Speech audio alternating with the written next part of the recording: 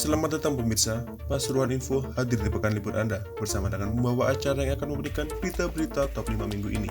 Dari 3.050 janda muda baru bertebaran pasca sidang cerai di Pengadilan Agama hingga relawan Semeru asal Jakarta tewas dalam kecelakaan di Tol Pasuruan. Inilah berita-berita yang akan kami sajikan.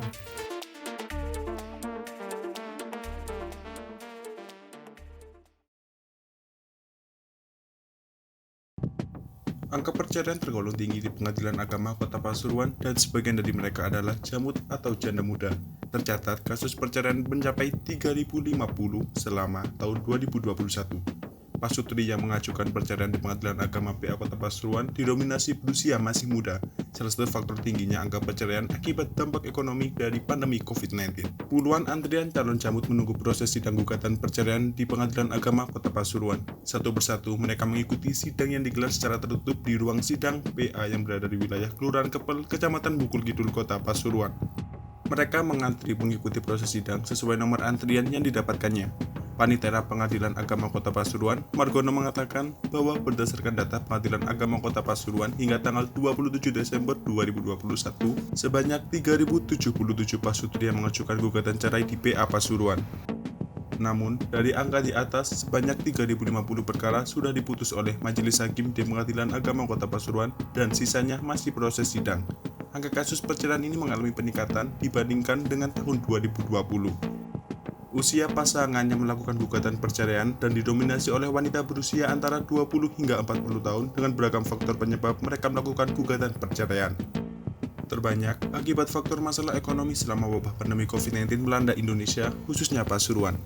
Mereka yang melakukan gugatan perceraian di Pengadilan Agama Kota Pasuruan juga berasal dari wilayah Kabupaten Pasuruan seperti Kecamatan Winongan, Keraton, Muling, Grati, Rejoso, Lekok, Pojentrek, Puspo, Ngonang Wetan, Tumbang, Paserban, serta Tosari.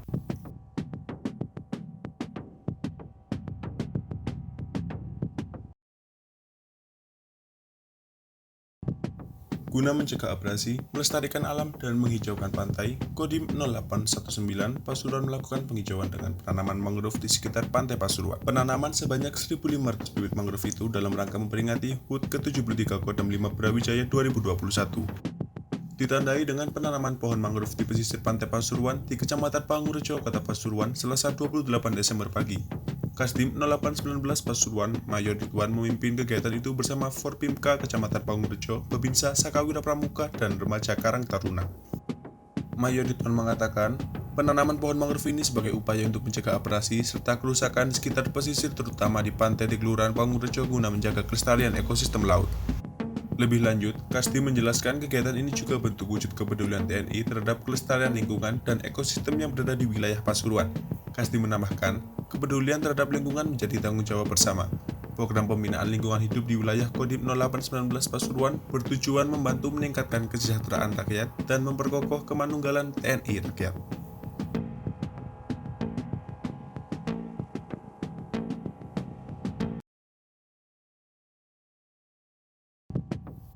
Muhammad Firmansyah Setia, 29 tahun, relawan pelopor kepedulian yang hendak menyalurkan logistik ke korban erupsi Gunung Semeru, meninggal dalam kecelakaan di Tol Pasuruan. Kecelakaan diduga karena sopir mengantuk. Kecelakaan mobil Suzuki APV bernopol B1762 EFK kontra truk bernopol B9572VD terjadi di KM 798 400A. Masuk Kelurahan Tembok Rejo, Purworejo, Kota Pasuruan. Kecelakaan terjadi pukul 7 pagi. Kecelakaan bermula saat mobil dari Tangerang tujuan Lumajang itu melaju di lajur cepat. Sopir mengantuk, lalu hilang kendali dan menabrak truk yang berada di depannya. MPV itu kemudian terguling dan menabrak beton pembatas tengah jalan. Akibat kecelakaan ini, mobil yang dikendarai Kamel Abdul Nasir Amir, 34 tahun, warga kota Depok, hancur di bagian depan sisi kiri. Sementara, truk itu hanya mengalami kerusakan ringan di bagian belakang sebelah kanan. Kamel dan satu penumpang lain mengalami luka ringan, sementara dua penumpang lain tak mengalami luka. Muhammad Firmansyah Setia, 29 tahun, warga Karangjambu, Balapulang, Kabupaten Tegal, mengalami luka berat. Ia menderita luka robek kepala tengah, pebres punggung, dan tangan. Ia sempat dilarikan ke rumah sakit Grati, namun nyawanya tak tertolong.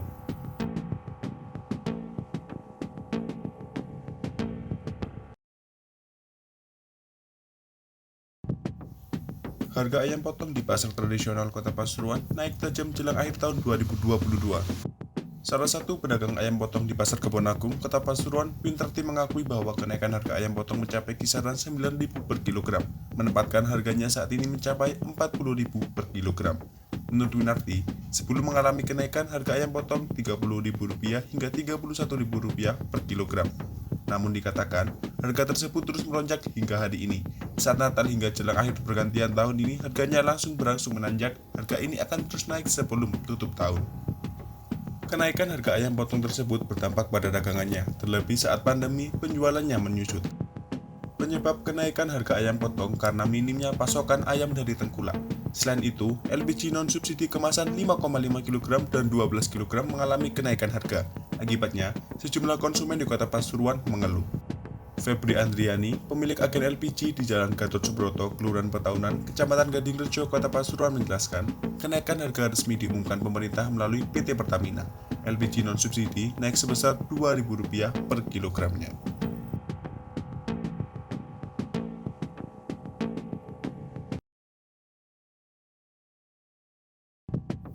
Arus lalu lintas Jalan Nasional Surabaya-Malang di Desa Tawangrejo, Pandaan, Kabupaten Pasuruan, Jumat pagi 31 Desember terganggu. Itu setelah sebuah truk kontainer terguling malang melintang di ruas jalan setempat. Jalanan pun macet. Informasi yang dihimpun, kecelakaan itu terjadi sekitar pukul 5.30 pagi.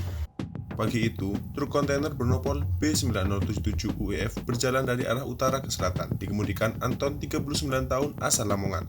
Saat sampai di jalan menanjak depan PT Yamindo, truk yang melaju di jalur lambat itu tiba-tiba berhenti, lalu berjalan mundur hingga akhirnya terguling dengan posisi kendaraan melintang di atas aspal.